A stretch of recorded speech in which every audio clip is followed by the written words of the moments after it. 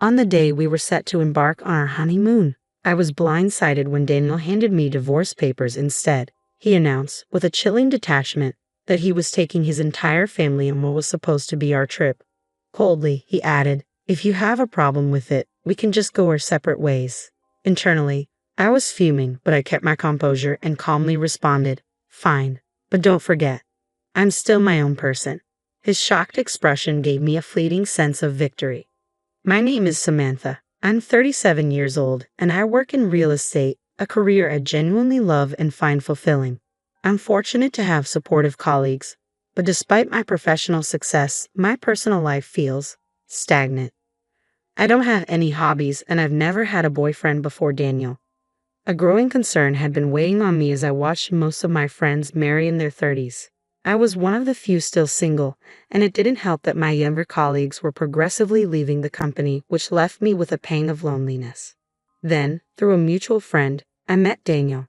He was 3 years younger than me, with a comforting smile that immediately drew me in. He didn't talk much. He preferred to listen, but he always made sure my opinions were valued whenever decisions had to be made. Having no prior experience in relationships, I quickly grew attached to him. As our relationship evolved, I brought up the idea of marriage, and Daniel agreed without hesitation. Marriage is a huge commitment. It's planning a wedding, a honeymoon, building a new home together. I was eager for us to make these decisions jointly, but Daniel always deferred to me, never sharing his preferences. Over time, this made him feel distant, less reliable. My dissatisfaction with him began to grow, especially when his mother came into the picture. Daniel's mother was nothing like him. Where he was easygoing, she was overbearing, rarely considering my views and often imposing her own. "Samantha, once you're married, you'll quit your job and focus on the home, right? You're not getting any younger. If you wait too long, you'll have trouble having kids," she remarked during one of our first meetings. "Daniel is working hard, so as a woman, you should concentrate on the family. It's a wife's duty to support her husband." She adhered to such outdated beliefs. Ironically, I earned more than Daniel, something he didn't mind but had mentioned to his parents. His mother, however, looked down on this. "A woman who earns more than a man isn't charming. Can you even manage household chores? A wife should cook, do laundry, clean, and take care of her husband's health. Can you do that?" she challenged, clearly underestimating me. Contrary to her assumptions, I had been living independently for years, managing all my household tasks without any issue. I had no intention of quitting my job after marriage either. I wanted to maintain a balance between my personal and professional life, but whenever his mother criticized me, Daniel remained silent. He didn't defend me, just nodded along with her. This planted seeds of doubt about his ability to stand up for me or be a reliable partner. His lack of support left me feeling uneasy about our future. I questioned whether I could truly rely on him when it mattered. Despite him being younger, I had hoped he might grow into a more dependable partner with time. But a part of me feared that if this marriage didn't work, I might never get married at all. My mind was in constant turmoil, torn between anxiety and longing, all while time moved forward without mercy. As the wedding preparations continued, from selecting a honeymoon destination to figuring out time off from work, my to-do list only grew, adding to my mounting unease. It was as if the more I tried to move forward, the heavier the weight of everything became. One day, I decided to discuss our plans with Daniel. Considering our busy work schedules, I brought up the idea of timing our honeymoon carefully. This might be our only chance to take a long vacation. Should we plan the honeymoon during this time? I asked. "Yeah, that sounds good to me," Daniel replied without much thought. It seemed like a rare opportunity, as both of us would be free from work simultaneously. However, the wedding venue I had always dreamed of was so popular that it was fully booked for over a year. Faced with this dilemma, I proposed an unconventional solution. "What do you think about having the honeymoon before the wedding?" I suggested. I looked into it, and some couples do that. If we wait to have the wedding first, it could be another 3 years before we can go on this trip. "If you're okay with it, Samantha, then I'm fine with it too," Daniel said without hesitation. His easy agreement gave me a sense of relief, but it also left me feeling conflicted. While part of me appreciated the lack of opposition, I wished he would share his own thoughts more often. His constant acceptance of my ideas felt bittersweet, as if he wasn't really invested. Still, I was glad that we could move forward without any disagreements, so I pressed ahead with planning our honeymoon and wedding. After much consideration, we settled on Europe as our destination. I had been torn between Florida and Europe right up until the last minute. Florida was closer, but I figured we could visit it any time. The allure of Italy and Spain was too strong to resist. I was eager to wander through their beautiful streets, savor delicious food, and indulge in shopping for stylish accessories and unique tableware to celebrate the start of our new life together. Once our schedules and destinations were aligned, I finalized all the arrangements about a month before our departure. By that time, my excitement was at its peak. This would be my first overseas trip, and I was buzzing with enthusiasm, my mind filled with thoughts of Europe. From buying travel essentials to planning our activities, I was entirely consumed by the thrill of what lay ahead. In the midst of all this excitement, any lingering frustrations I had with Daniel seemed to fade away. Everything was falling into place, until just a week before our honeymoon, Daniel brought up something unexpected. It was rare for him to make any requests, so I was immediately intrigued, wondering if it might have something to do with our trip. Maybe he had found a specific place he wanted to visit in Paris. Filled with curiosity, I waited for him to speak. I asked him, "What's on your mind, Daniel?" Quite innocently, he made his request. "I want to visit Finch Melody Auditorium while we're in Paris. Mom wants to go there." I was taken aback. "Your mother? Wait, what do you mean?" I stammered, struggling to process this sudden change in our plans. To Daniel, it seemed like an obvious addition. "Well, since everyone else is going," he explained as if it were the most natural thing in the world. I felt a wave of disbelief as I grappled with the realization that my honeymoon was being turned into a family vacation. "We'll all be together during the trip, right?" Daniel said casually, as if this bombshell wasn't shattering everything I had envisioned.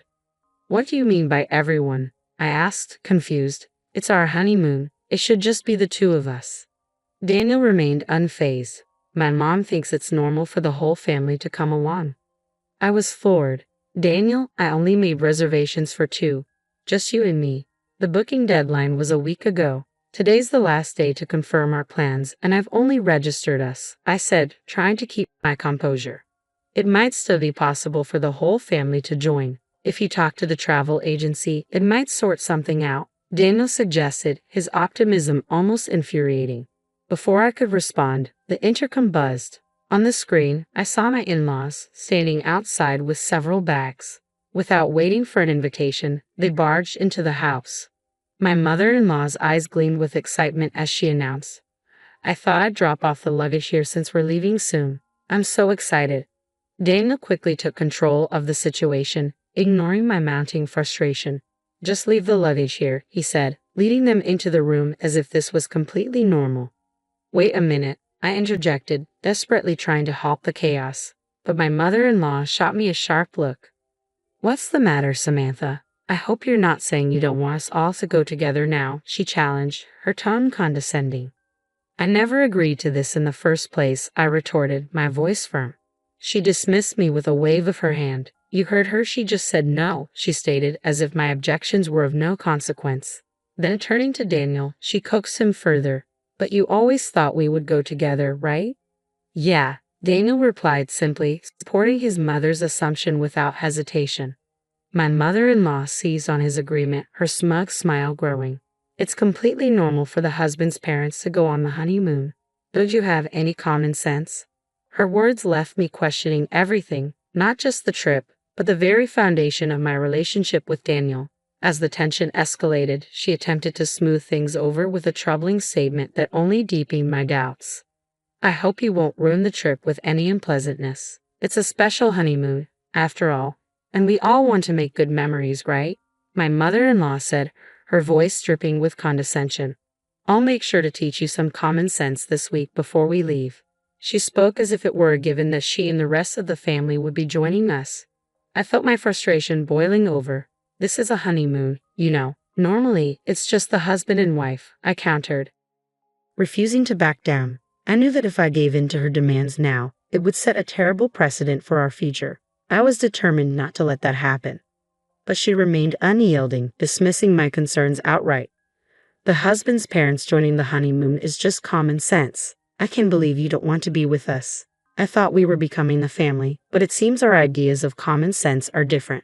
You don't seem to like me, and nothing seems to match." "How sad," she lamented with exaggerated disappointment. her tone tinged with insincerity. Her furrowed brows and words, "How sad," seemed laced with a hidden smirk, convincing me she was deliberately manipulating the situation. To my dismay, Daniel sided with her without hesitation. "Samantha, what's wrong with you? They're my parents. It's okay for them to come on the honeymoon, right?" "It's not possible," I declared firmly, my patience wearing thin. "We've already booked reservations for two. Plus, I've never heard of families joining the honeymoon trip." Daniel's response was heated, as if itching for a confrontation. "I never realized you disliked my parents so much, Samantha," he exclaimed, his voice rising in disbelief. Then, coldly dismissing the conversation, he added, "That's enough. Just leave for today," his gaze piercing, as if he couldn't fathom my stance. As his words hung in the air, a sly smile spread across my mother-in-law's face. I stood there, bewildered and hurt, wondering why Daniel always sided with her, especially in such a crucial moment. The door slammed shut behind me, and in that fleeting moment, I caught a glimpse of her smug expression, a look that celebrated her victory. Alone, standing outside, I felt utterly abandoned. My heart ached as I wondered how I had been painted as the villain in this scenario, why this special trip, meant to be ours, was now on the verge of being ruined. Overwhelmed by frustration and sadness, tears began to stream down my face. A few hours later, my phone buzzed with a message from Daniel. "I want you to check if it's still possible for my parents to join the tour. If not, we'll cancel this trip and find one that all of us can go on. Please think rationally and reconsider. We can sort this out if you do." His words stung, devoid of any acknowledgement of my feelings. Instead, there was only a cold insistence on his version of rationality. He didn't contact me again after that message, and as time passed, the distance between us only grew wider. I could sense that Daniel was likely just as upset as I was, though he hid it well. The day of our supposed honeymoon finally arrived, and despite everything, I had no intention of enjoying it. But after a month of preparations, I couldn't just walk away. As I was getting ready, the intercom buzzed. It was Daniel, here to pick me up. We hadn't seen each other since that heated argument, and I wasn't sure how to act around him. His arrival suggested he still intended to go on the trip, but there was something off. He had no luggage with him. Instead, he was holding a set of divorce papers in his hand. "You still plan to go on this trip after hurting my parents, didn't you?" he accused, his voice heavy with disappointment. "I'm taking my whole family on this honeymoon. If you don't like it, let's get a divorce." His words hit me like a brick, cold, final, and with no room for compromise. It was clear that in Daniel's eyes, his familial ties outweighed our relationship, and his mother's influence was the deciding factor. I stood there, caught between heartbreak and disbelief, realizing my marriage was ending before it had even begun. Daniel thrust the divorce papers toward me, his tone chilling. "My mom said it would be better this way." In that moment, everything became crystal clear. I had always thought Daniel would listen to me, value my feelings, and show me kindness. But now I saw him for what he was, someone who lacked conviction and placed his family's desires above our relationship. My feelings for him cooled sharply as I grasped the reality of our situation. Marrying him seemed pointless, especially with his overbearing mother in the picture. The future I saw with them was one filled with endless compromises and constant interference. Determined, I pointed at the divorce papers he held and responded with a decisiveness that took him aback. "Sure," I said, my voice unwavering, "but remember, I'm still single." "Single? What do you mean?" Daniel looked genuinely confused, his earlier composure slipping. "Weren't you listening? We talked about delaying the marriage registration until the day of the ceremony. I made sure to get your agreement. You didn't forget, did you? The marriage certificate is still in the drawer. You even said, 'If you're fine with it, Samantha, then I'm fine too.' That's right, divorce or not, we're not even married yet, so there's no problem with me going on the honeymoon under my maiden name." For a brief moment, Daniel's face flickered with recognition before turning crimson with frustration. "Are you out of your mind? You're giving up on marriage just because of a honeymoon. Get a grip," he exclaimed, his tone rising. Matching his intensity, I responded firmly, "No, Daniel. I'm giving up on you because you've already made it clear where your priorities lie." I stood my ground, unwavering. "This is the result of me being rational," I said firmly. "You've shown where your priorities lie, and I have to protect my interests and well-being. This wasn't just about a trip, It was about standing up for myself and my autonomy in a relationship that was turning into a web of conditional terms and unreasonable expectations. I realized that I had been so eager to get married that I lost sight of the reality I was stepping into. I can be happy with someone who doesn't respect my opinions or support me, I continued, my voice steady. I'd rather stay single for life. Thanks for helping me see that haste truly does make waste. Daniel's expression softened as his voice wavered. Samantha, let's calm down and start over, okay? He pleaded, his eyes almost brimming with tears. But I wasn't swayed. My resolve had solidified. I was determined to break free. In a moment of clarity, I raised my voice. If you're so desperate for a family trip, why don't you go with your family of 3? This time, plan it all yourself from the reservations to the itinerary. After always relying on others, it's about time you understand how difficult it is. If you think you can handle it, go ahead. Take the reins, you indecisive man. Without hesitation, I pulled out the unsigned marriage certificate from the drawer and tore it into shreds right in front of him. His mouth fell open in shock, his face a mix of disbelief and panic. Do you understand how serious I am now? I asked, my voice unwavering. I refuse to have a future dictated by others. It's over between us. Go cry to your beloved mommy, you mama's boy. I turned and slammed the front door behind me, leaving the stunned Daniel in the silence of his own making. I could almost picture him running to his mother, seeking comfort and validation. That evening, I contacted the tour company to cancel our honeymoon reservations.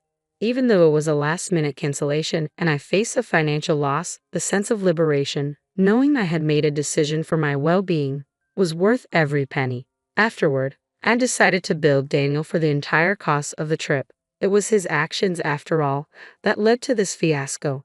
It only seemed fair.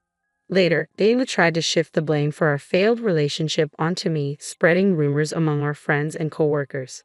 But his attempts backfired. Among our circle, he quickly earned a reputation as a mama's boy, a label that stuck thanks to his past behavior. His bid for sympathy didn't gain him much favor. When I told my parents about the divorce, they were initially surprised but quickly supportive. Marriage isn't the only path to happiness, they reminded me. As long as you're happy, that's all that matters. Their words were a great comfort during such a turbulent time.